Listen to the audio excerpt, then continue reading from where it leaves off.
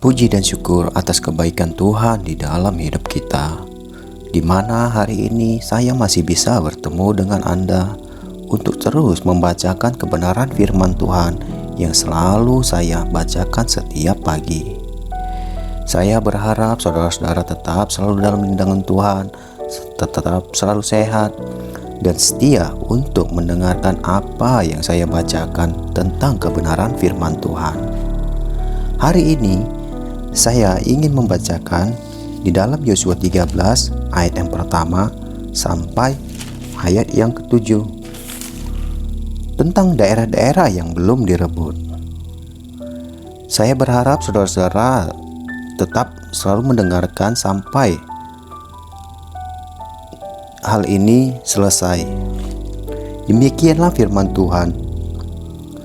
Setelah Yosua menjadi tua dan Tuhan berfirman kepadanya, "Engkau telah tua dan lanjut umur, dan dari negeri ini masih banyak yang belum engkau duduki. Inilah negeri yang tertinggal, segenap wilayah orang Filistin dan seluruh negeri orang Gesur, mulai dari sungai Sikor sebelah timur Mesir sampai daerah Ekron ke arah utara. Semuanya itu terhitung tanah orang Kanaan. Ada 5 raja kota orang Filistin, yakni Gaza, di Asdod, di Askelon, di Gad, dan di Ekron, dan orang Awi. Di sebelah selatan, seluruh negeri orang Kanaan dan orang Meara, kepunyaan orang Sidon, sampai ke Afek, sampai ke daerah orang Amori. Selanjutnya, negeri orang Gebal dan seluruh negeri Libanon di sebelah matahari terbit. Mulai dari Balgad di kaki gunung Hermon sampai ke jalan menuju ke Heman. Semua orang yang diam di pegunungan mulai dari gunung Libanon sampai ke Misrefot Maim. Semua orang yang Sidon. Aku sendiri akan menghalau mereka dari depan orang Israel, hanya untuk dahulu negeri itu di antara orang Israel menjadi milik pusaka mereka, seperti yang kuperintahkan kepadamu. Oleh sebab itu, bagikanlah negeri ini kepada suku yang 9 itu, dan kepada suku Manasye yang setengah itu menjadi milik pusaka mereka." Itulah isi Alkitab yang dimana hari ini saya akan membahas tentang kebenaran firman Tuhan yang baru saya bacakan. Dari sini saudara-saudara bisa mengambil kesimpulan tentang bijaksana dalam menggunakan waktu. Manusia pasti akan menjadi tua. Kita tidak bisa melawan hukum ini. Kita akan merasakan bahwa tenaga kian berkurang, tubuh kian rapuh, serta fisik semakin lemah. Usia yang makin dekat dengan ajal memaksa kita mengevaluasi diri kita. Apakah masih ada tugas yang belum terselesaikan? Yosua pun memasuki tahapan usia ini. Akhirnya dia menjadi tua dan lanjut umur. Namun dalam usia itu ternyata masih ada tugas yang belum rampung. Negeri ini masih banyak amat yang belum diduduki.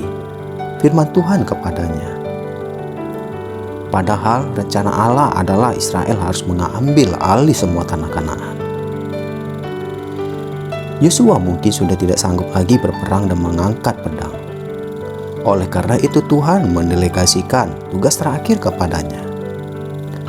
Dia harus membagikan negeri ini kepada 9 suku, dan suku Manasye yang setengah tanah itu menjadi milik pusaka mereka. Manusia memang tidak bisa mengalahkan waktu. Ini menunjukkan bahwa manusia tidak abadi dan terbatas. Yosua menghabiskan seluruh hidupnya melayani kehendak Allah. Bisa dikatakan sepanjang usianya dia konsisten berkenan di hadapan Allah. Bahkan pada usia tuanya dia pun masih memberi diri untuk menyelesaikan tugas dari Allah. Ini menunjukkan integritas dan tanggung jawab Yosua teruji. Pertanyaannya, dalam keterbatasan waktu, apa yang sudah bisa kita lakukan untuk mengisinya? Apakah waktu sudah bisa menggenapi kehendak Allah, atau kita membunuh waktu dan membuangnya percuma lewat pekerjaan sia-sia dengan memuaskan hawa nafsu sendiri. Atau jangan-jangan kita sama sekali tidak pernah berpikir dengan apa yang waktu ini yang harus kita isi. Kita perlu merenungkan pertanyaan ini dengan serius. Jangan sampai nanti pada usia hari tua kita merana karena penyelesaian dan pemborosan waktu dengan percuma. Ingatlah, ada 3 hal yang tidak bisa kita tarik kembali: perkataan, kesempatan, dan waktu. Setelah Yosua menjadi tua dan lanjut umurnya, berfirmanlah Tuhan kepadanya, "Engkau telah tua dan lanjut umur, dan negeri ini masih banyak amat yang belum diduduki." Dari sini saudara-saudara bisa menyimpulkan apa yang telah kita persiapkan kepada Tuhan di saat umur kita telah lanjut. Mungkin di saat muda kita tidak pernah memikirkan hal ini. Tetapi saya berharap di mana di usia muda, pergunakanlah waktumu untuk Tuhan. Karena kita hidup di dunia ini hanya butuh kepada Dia dan kembali kepada Dia. Biarlah saudara-saudara terketuk hatinya dan mau membukakan hati saudara-saudara untuk terlalu dekat di dalam Tuhan. Apapun permasalahan, apapun segala rintangan di dalam kehidupan kita, mungkin banyak hal-hal yang akan kita rasakan untuk kedepannya nanti. Tapi saya yakin percaya saat itu semua kita serahkan kepada Tuhan. Tuhan akan membuka jalan bagi kita. Biarlah di pagi hari ini kita berdoa bersatu di dalam Tuhan. Terima kasih Allah Bapakku, terima kasih Yesusku.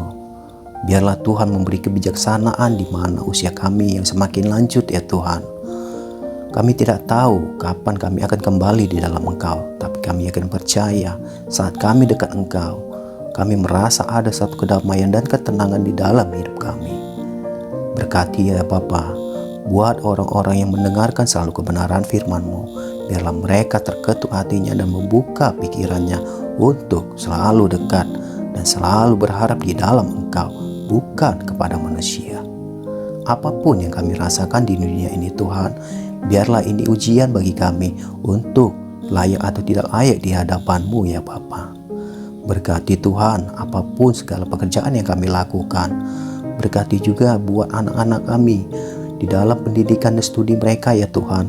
Engkau selalu campur tangan untuk urusan mereka. Juga kami sebagai orang tua yang dapat mendidik mereka sesuai dengan ajaran-Mu ya Bapa.